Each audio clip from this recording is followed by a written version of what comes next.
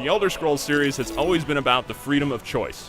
Do you run between towns and follow along strictly with the quest line, or do you head out across the world and find dungeons on your own?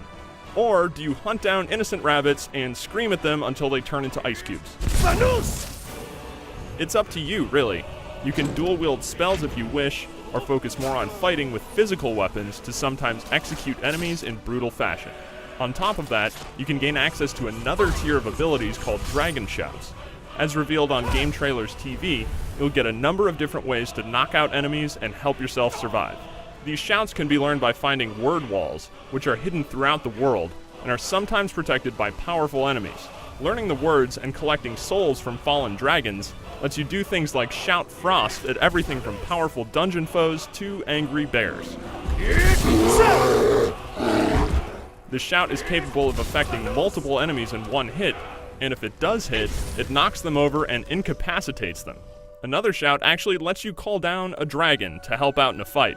Though you can't use this in a dungeon, the ability can be used in any open territory, summoning in a winged beast to attack whatever threat you face, including other dragons. This won't be made available until much later in the game, so don't expect to fry any creatures in the first few hours with Dragon Breath.